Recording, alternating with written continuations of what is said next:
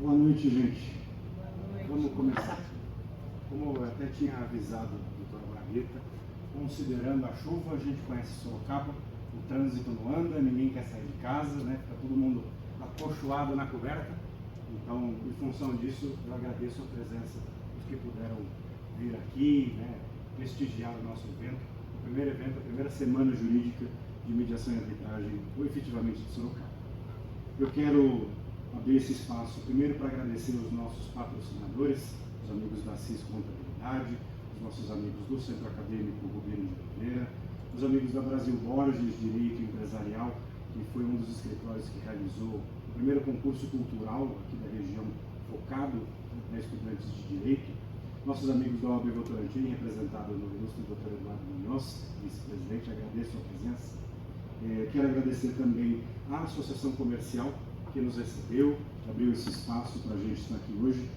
Felizmente conseguimos, né, ter um local que não só é apropriado aos estudantes de Direito, aos advogados, mas também aos empresários que estão aqui, que são fora do ramo jurídico. Nós gostaríamos também de agradecer e efetivamente, né, aplaudir o esforço, o empenho da doutora Adriana, que esteve aqui hoje na São Paulo Arbitration Week, no meio de um dos maiores eventos de arbitragem, não só do país, mas da América Latina, né? A doutora Adriana, ela é uma das maiores árbitras do país, foi revisora da lei de arbitragem no ano de 2014 pelo Congresso Nacional, atua hoje como advogada, tanto nas áreas da arbitragem específica, como na advocacia boutique atualmente. E eu tenho convicção de que a experiência que a doutora Adriana vai trazer para a gente é algo que Sorocaba nunca teve contato. Nós sabemos a luta que tem sido pela arbitragem aqui na região, enquanto os advogados, os empresários e até alguns dos alunos desconhecem essa ferramenta que vai ser tão útil e que, como nós conversávamos no carro, tem sido exponencial, cada vez mais crescendo no nosso país. Quero agradecer também o pessoal do Grupo Confiata, representado na doutora Milena, que também nos auxiliou a organizar esse evento. E eu quero deixar à disposição de vocês o nosso contato. A palestra de hoje ela vai ser gravada, nós não vamos fazer a transmissão ao vivo para evitar qualquer tipo de desgaste com integração de equipamento. Então nós vamos gravar a palestra, a apresentação, e depois, às 21 horas, ela será disponibilizada no mesmo canal do YouTube de ontem, o canal do Enseja, também nosso parceiro de negócio de atuação aqui. Se vocês precisarem de alguma coisa, eu vou estar à disposição, vou estar em perto, podem nos questionar. Tá? Doutora Adriana, pode fazer sentada. Se quiser, tem algum slide para ser exibido. De qualquer forma, é seu, pode falar com os nossos alunos, os nossos amigos, estamos à sua disposição. Tá bom?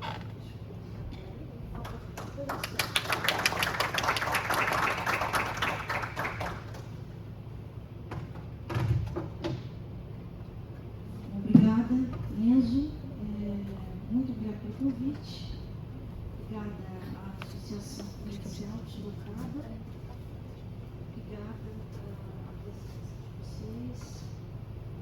Eu acho que tem algum interesse no tema da arbitragem, né? Conseguem ouvir melhor assim? Isso, um pouquinho mais próximo. E eu vou tentar, em 40 minutos, passar um pouco a vivência que eu tenho nos últimos 27 anos, por aí, desde o início da arbitragem, e mostrar a realidade da arbitragem no Brasil, no cenário internacional, e talvez estimulá-los aí da potencialidade que isso pode ser e certamente continuará a ser. Eu tomei conhecimento da arbitragem ainda estudante, em 92, me formei em 93, na Faculdade de Direito da Universidade de São Paulo, e nós tínhamos lá uma cadeira já há 30 anos, 92 a 30 anos, que falava de arbitragem internacional. Eu gosto de dizer isso só para exemplificar quão importante é a função do professor. Naquele momento não existia lei, não existia absolutamente nenhuma perspectiva de existir arbitragem no Brasil, não existia projeto de lei. E naquele momento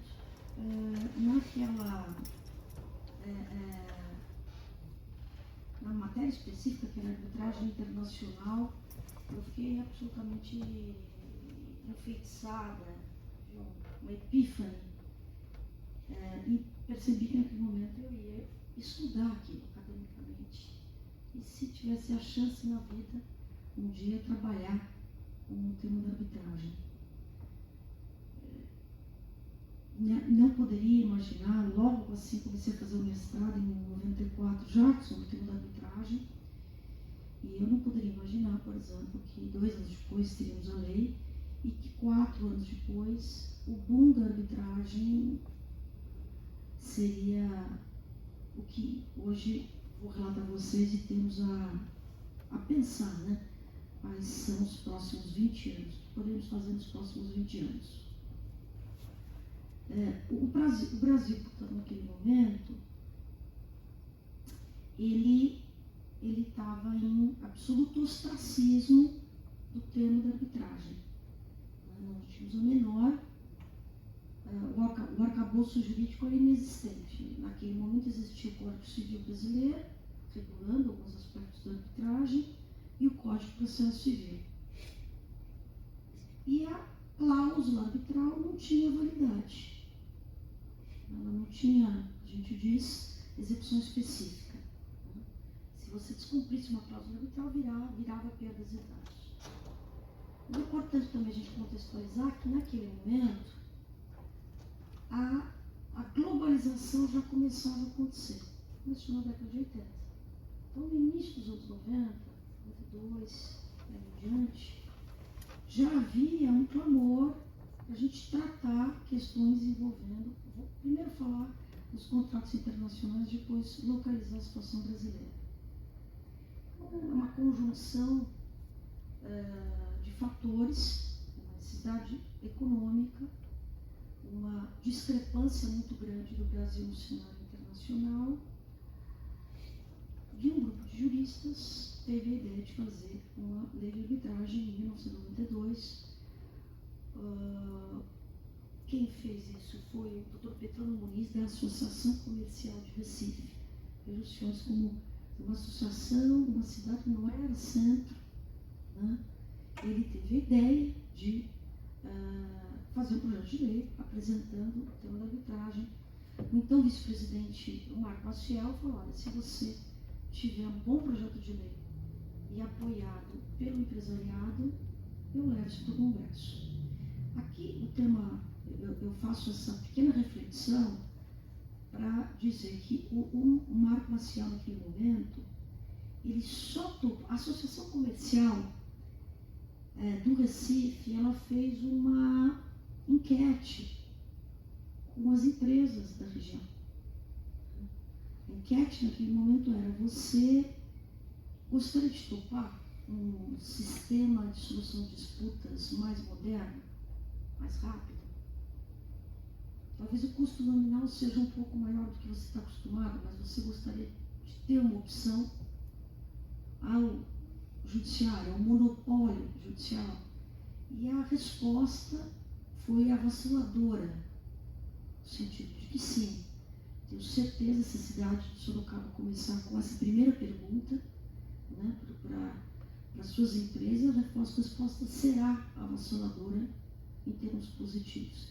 Então, veja, o que dá o substrato do início da arbitragem é um interesse econômico das empresas. E em 92 isso foi levado ao Congresso, 3 autores muito conhecidos, Carmona, Selma e Pedro, fizeram uma reunião como a nossa, poucas pessoas, 30, 40 pessoas, eles comentam isso. E a Selma disse: o doutor Petrone sugeriu: não, mas quem quer fazer a primeira minuta da lei de arbitragem? Ela levantou a mão, Carmona também, e foram lá fazer uma legislação arbitral naquele momento.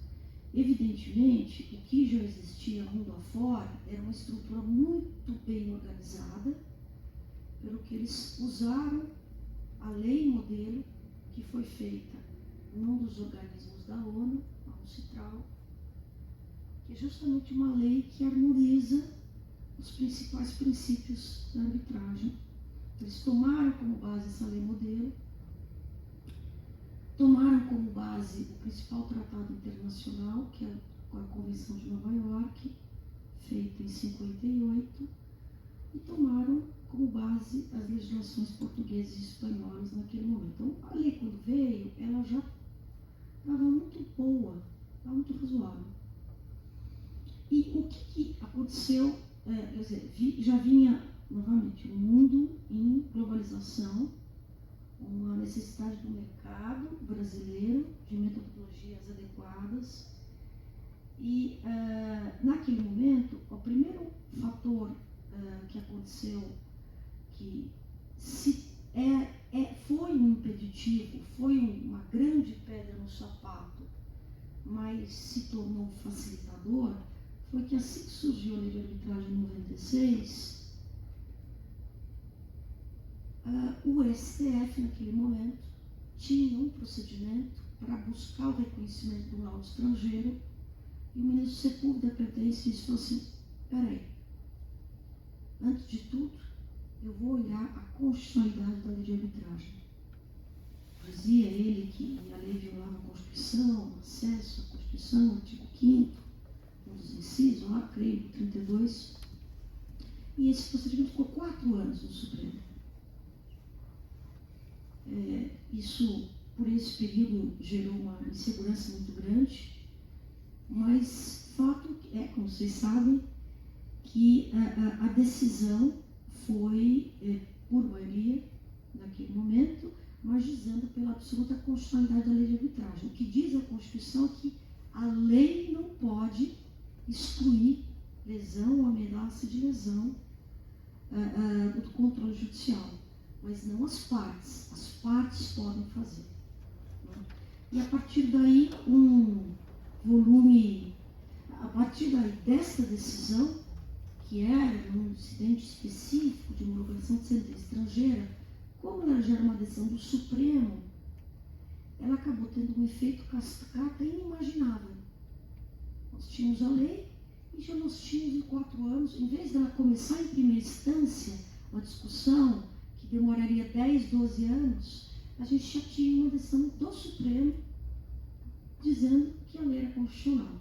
Então isso permitiu que isso em 2001, imediatamente, naquele momento eu advogava numa banca grande desses escritórios que tem sede pelo mundo afora, chama Baker McKenzie, e imediatamente nós falamos para todos os nossos clientes que estavam ávidos, eram clientes estrangeiros ávidos a já colocar cláusulas arbitrais em qualquer investimento que fizesse no Brasil.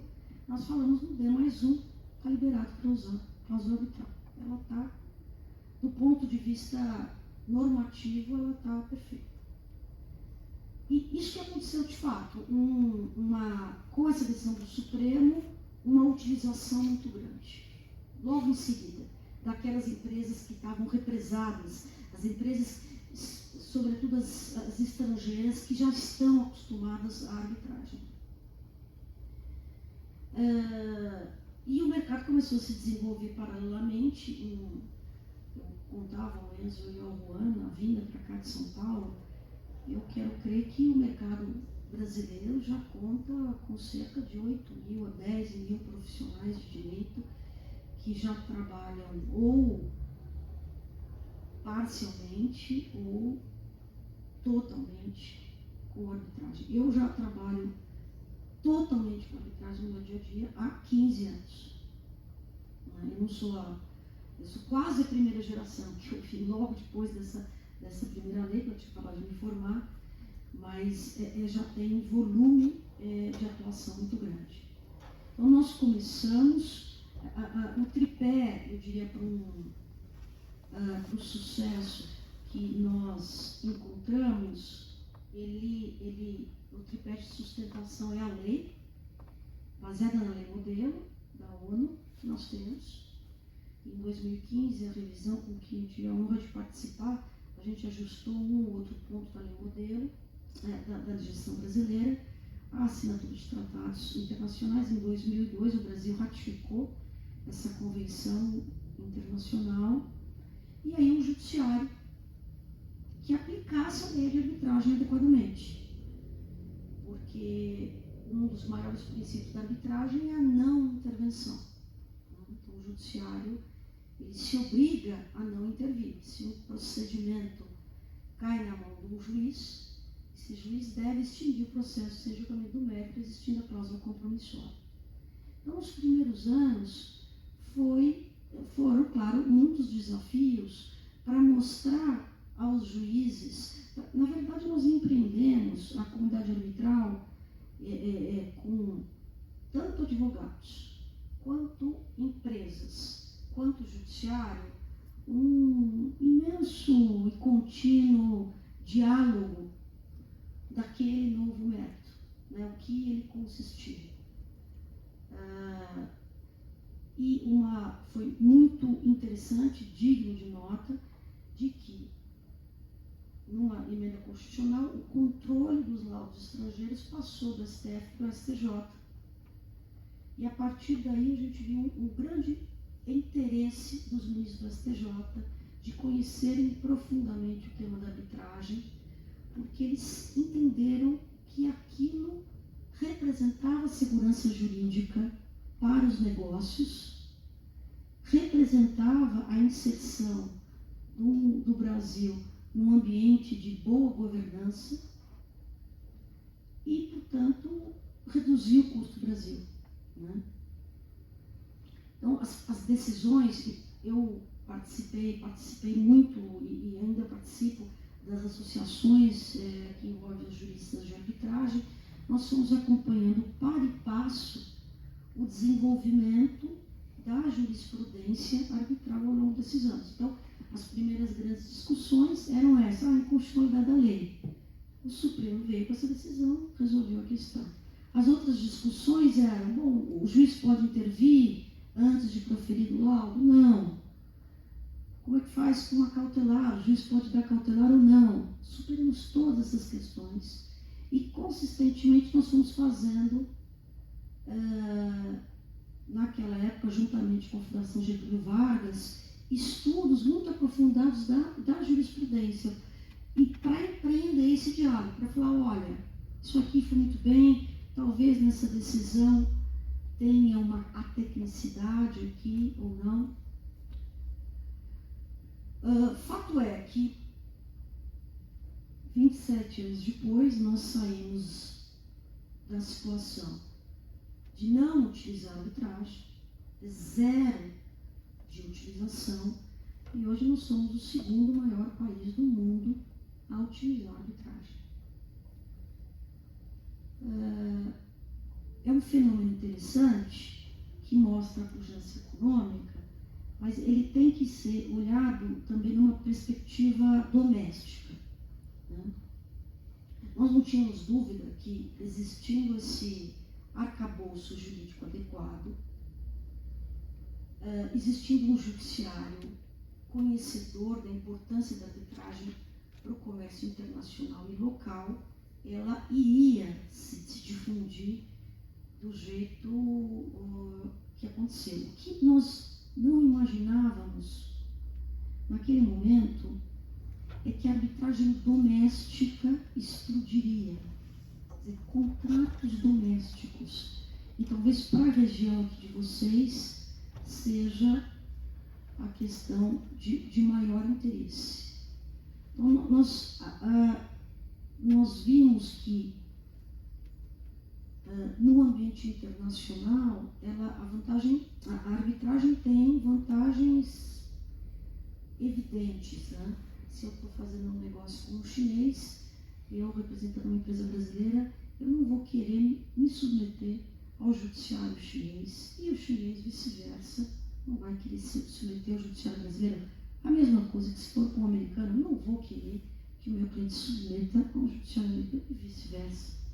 No contexto internacional, a gente costuma dizer que a arbitragem é um local normal de solução de disputas. Nem se cogita de outra coisa. Nem se cogita. Sobretudo nesse ambiente muito estabilizado. O que, novamente trazendo para o cenário doméstico,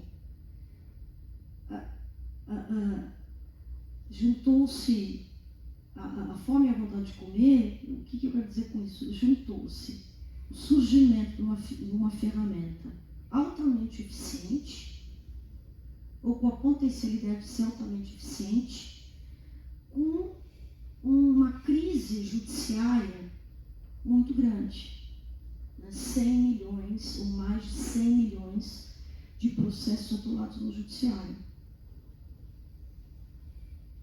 E isso fez com que, nos últimos anos, eu diria que a larga maioria de todas as questões comerciais, ou questões que envolvam societário, compra de empresas, relações internas societárias, brigas internas de sócio limitada, ou de empresa de capital aberto, ou construção, qualquer projeto de infraestrutura, todos esses temas hoje usam cláusula arbitral. Todos. Há até um certo repensar na evolução da jurisprudência do direito comercial, que antes estava toda lá no judiciário e agora está nas câmaras arbitrais e nos processos arbitrais. Como a gente vai dar publicidade para até repensar o direito. E por que novamente isso?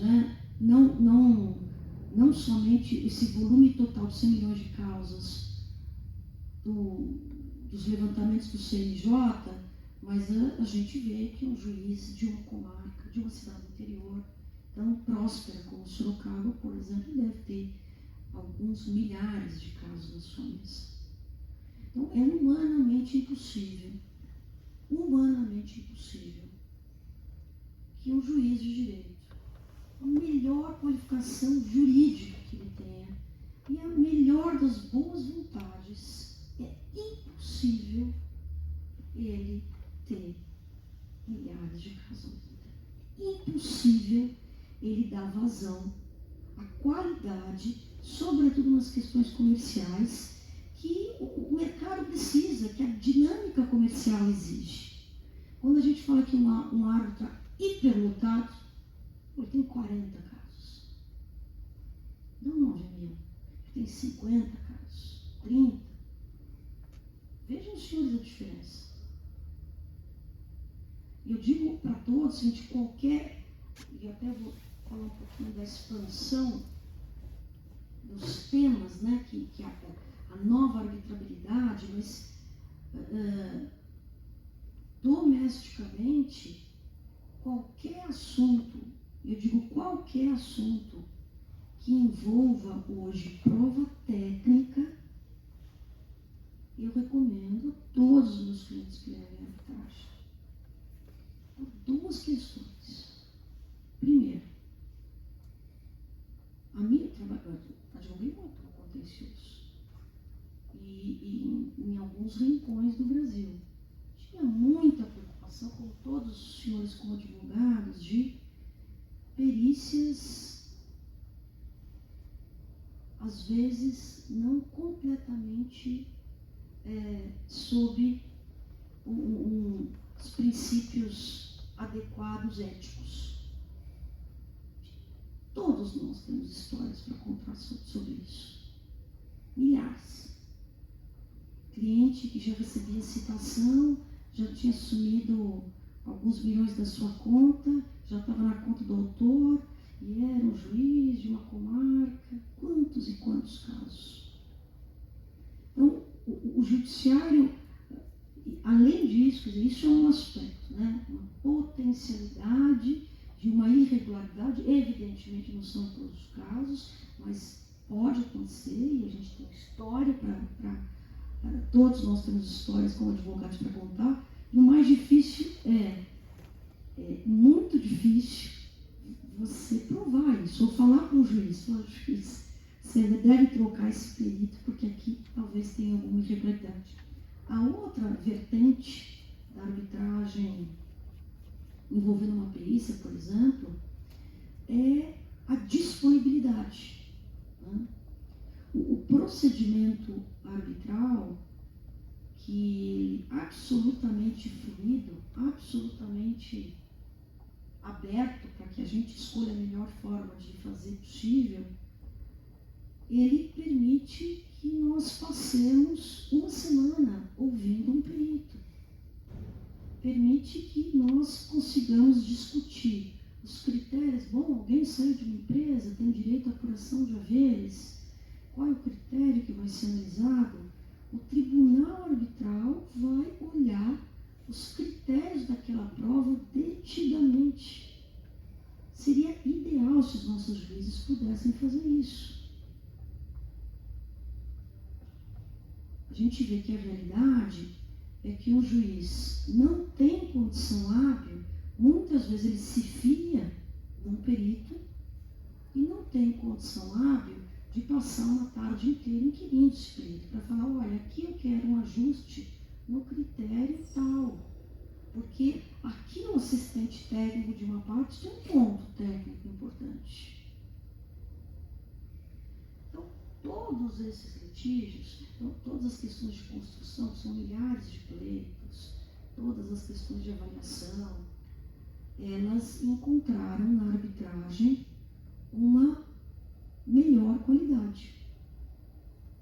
Acho que isso é indiscutável. Ainda que pese hoje, os procedimentos arbitrais que envolvam perícia, eles estão demorando mais do que a gente esperava, porque os peritos estão lotados de trabalho. Vejam os senhores, né? O trabalho é tanto na capital, 50 minutos daqui, é tanto que os peritos estão lotados. Precisam de mais gente, contador, economista, engenheiro, mais gente hiperqualificada. E um outro aspecto que eu gostaria de salientar, que para mim encontra muito eco nos usuários, é você sair de um procedimento rígido do CPC e partir para um procedimento cuja regra principal é a inteira flexibilidade. Inteira. Nós, advogados, nós não estávamos acostumados, ainda não estamos acostumados a trabalhar num ambiente de liberdade. O ambiente de liberdade implica maior responsabilidade. É fácil olhar a receita de bolo no CPC e fazer uma petição e julgar lá. Agora, o senhor sabe, é extremamente frustrante se a gente pega um juiz que indefere a nossa inicial por uma questão formal. Ou se eu começo um caso, chega lá 10 anos depois, chega lá em Brasília e ele, por uma questão formal, o meu cliente perde o direito, algum direito. Mesmo quando eu ganhava casos por questões procedimentais, eu, de certa maneira, ficava frustrada. Porque eu falei, isso não é uma prestação de justiça. Tem um substrato, tem um mérito aqui para discutir. O foco é mérito. Eu já tive casos, tive milhares de frustrações no judiciário. Lembro, era garota ainda, fui no desembargador, era um caso de empresa de companhia aberta, super difícil. Eu passei horas e horas e horas estudando, falar com um, falar com outra.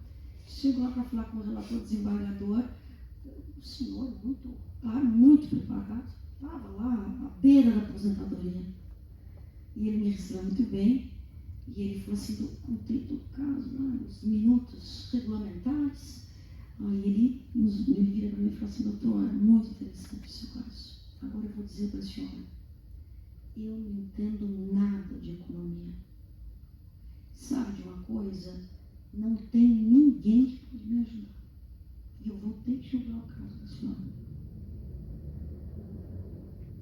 Então, vejam, senhores, a arbitragem, ela... a gente falava de modelos judiciais diferentes. Existem alguns países europeus que eles podem pedir um assessor técnico quando é um tema de natureza técnica, um juiz de direito. Olha que coisa bárbara. Para ajudar a digerir aquela prova, não é para julgar, mas para ele entender o substrato que está discutindo. Né? Veja, a gente não tem isso aqui no Brasil, pode até ser um melhoramento, também para o judiciário, mas o que a gente vê é que essa qualidade, né?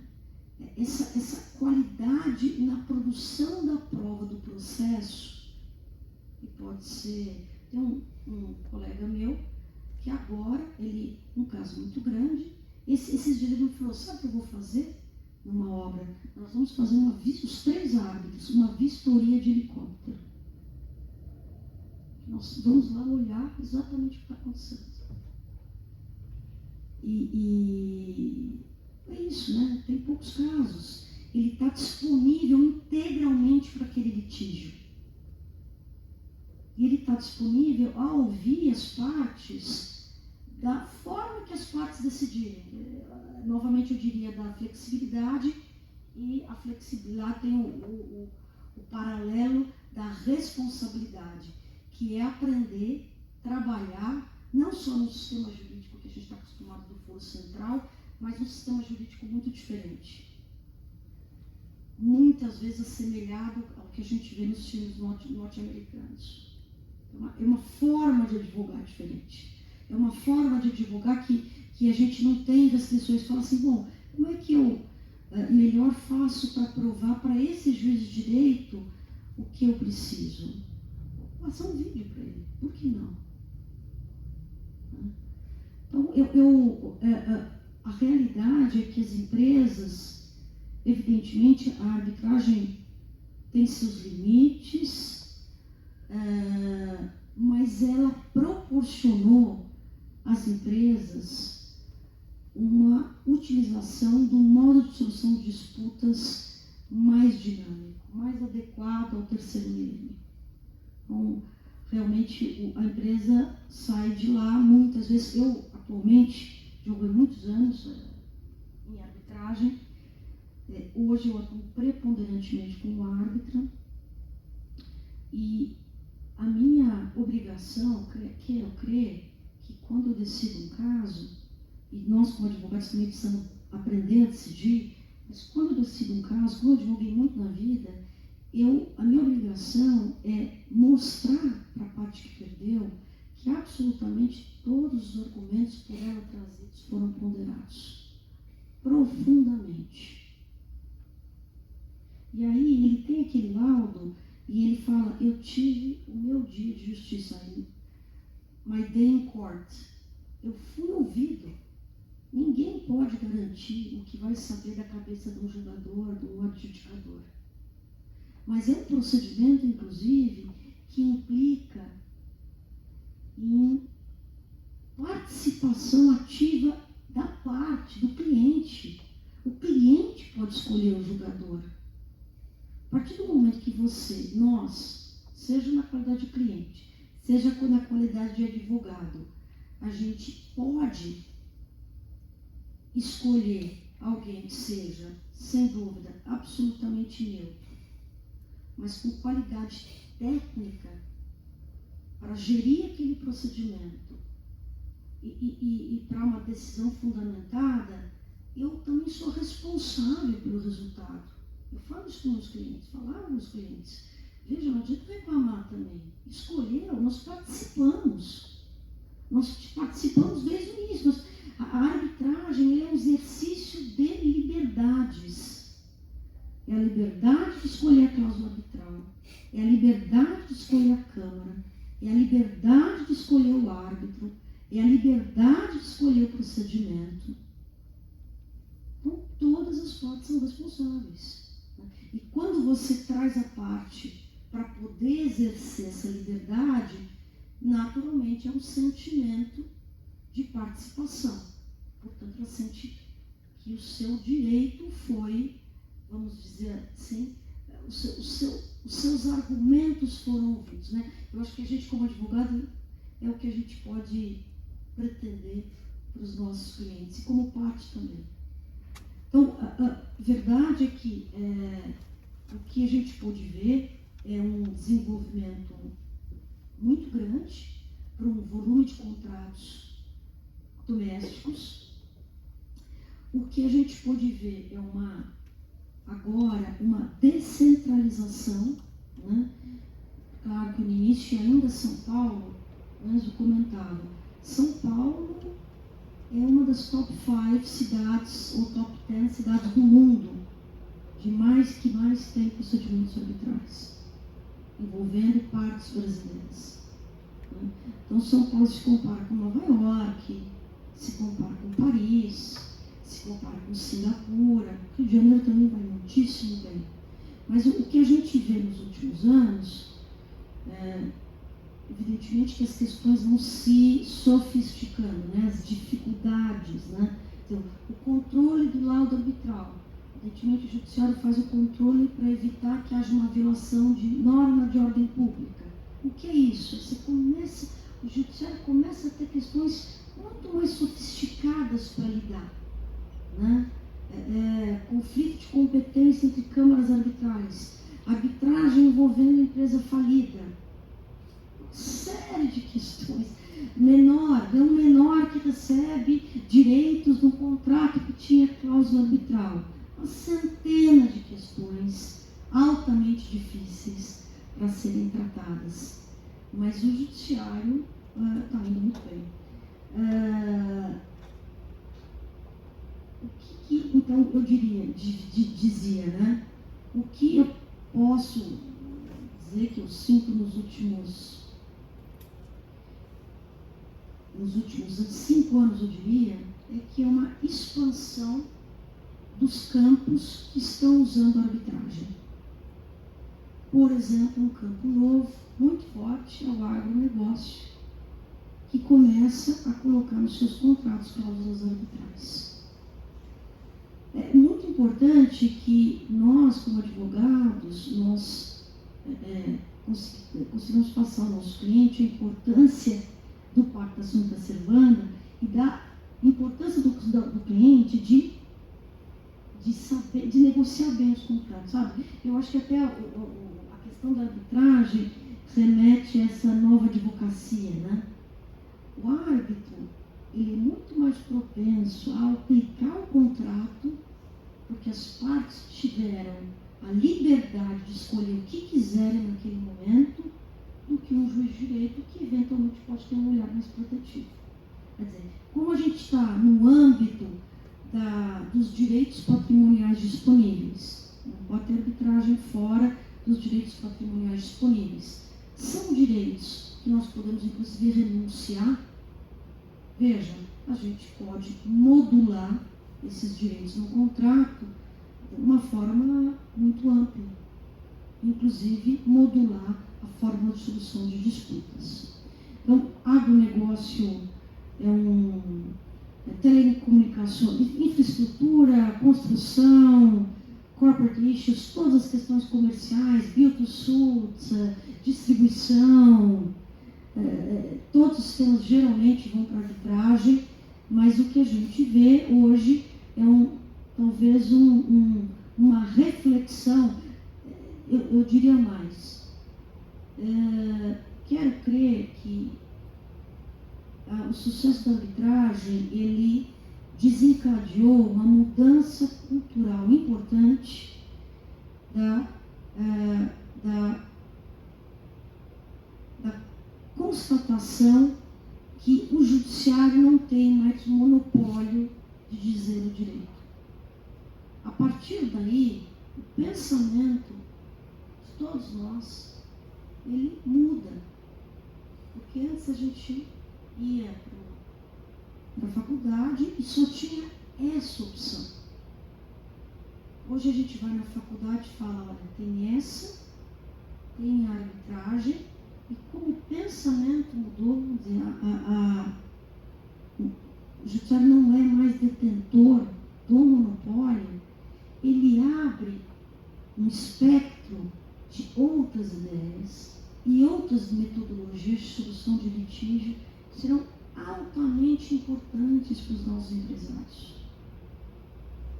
É possível que nós tenhamos casos que não se resolvam por arbitragem, porque não caberá economicamente resolver por arbitragem. É um custo com isso.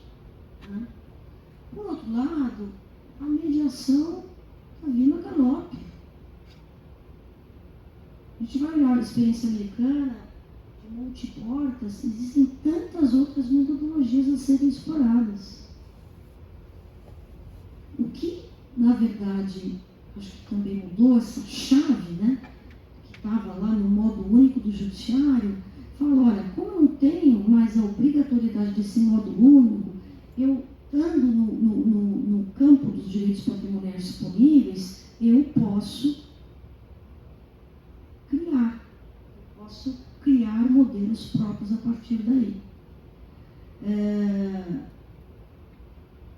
E as legislações, nos últimos anos, elas acompanharam e fortaleceram muito a arbitragem, né? A própria questão da lei de arbitragem que eu participei, a lei de SAs mudou para permitir expressamente, não precisava, a lei de PPP, concessão, a própria nova lei de licitação.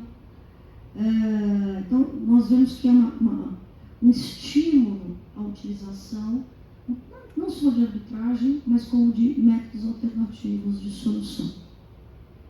E, então, é um novo mercado, acho que é um novo mercado para ser explorado, é uma nova forma de advogar.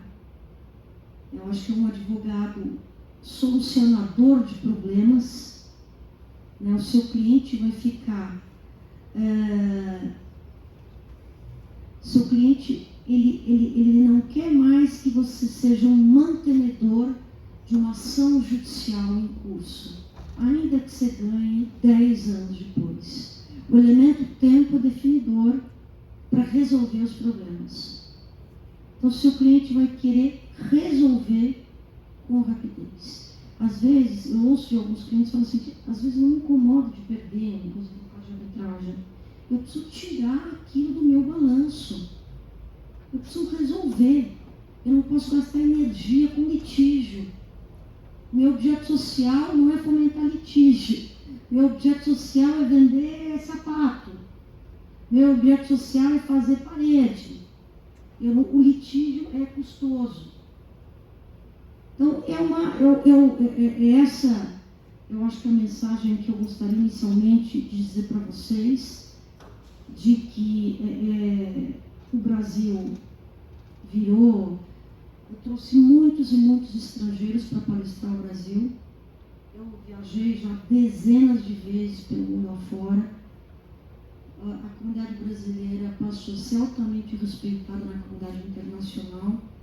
Existem dezenas de advogados habilitados a trabalhar nas arbitragens mais sofisticadas. Isso é muito importante também, que a gente desenvolva a nossa comunidade de profissionais habilitados a trabalhar nesses litígios. No início, evidentemente, os americanos, os europeus, eles que trabalharam nas arbitragens. Então, nós conseguimos fazer com que nós vamos estar capacitados para atender esse novo mercado, para inclusive advogar em inglês, com condições de igualdade, com outras pessoas advogando em inglês, em sistemas híbridos de common law e civil law. Isso já tem acontecido na imensa maioria dos casos. Então, em 20 e poucos anos depois, 25 anos depois, eu diria que nós estamos num cenário de franco desenvolvimento. E agora nós vamos olhar a arbitragem para novas fronteiras e novas formas, né?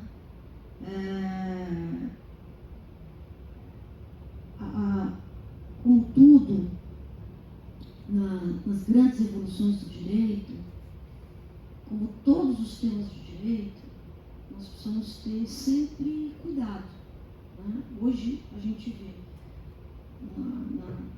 nessa polarização ruim, né, muito feia politicamente, que a gente está em vias de ter que decidir um presidente, mas algumas questões de disputa sobre o direito ao meio ambiente, algumas questões que nossa, o meio ambiente está retrocedendo. Então, todas as áreas de direito, todas, falência,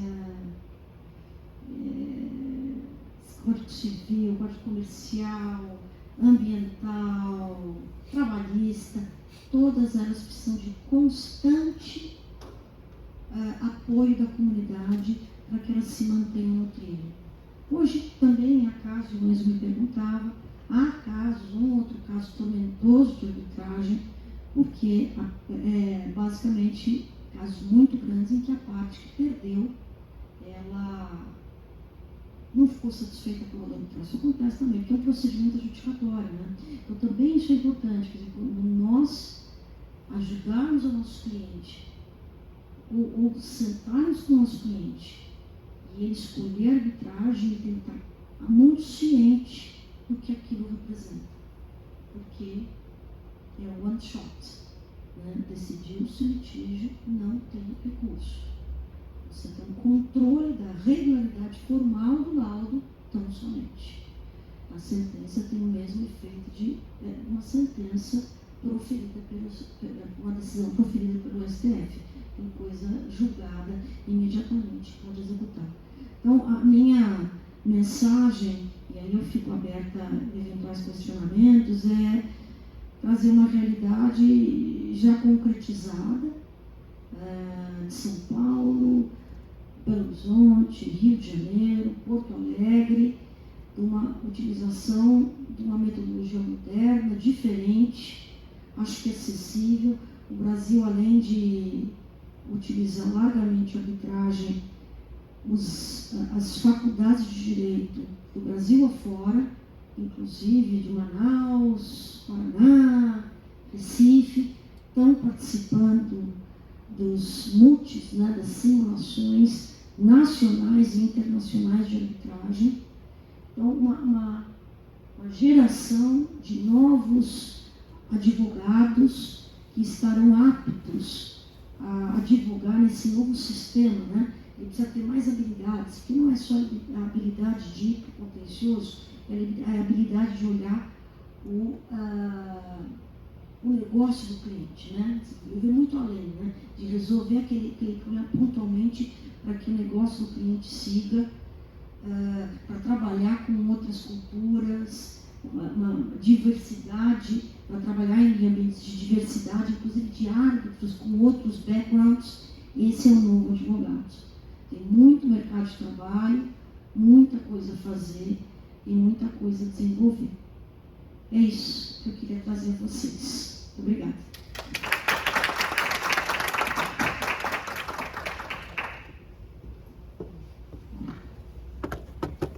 Fico à disposição para algumas perguntas, se tiverem.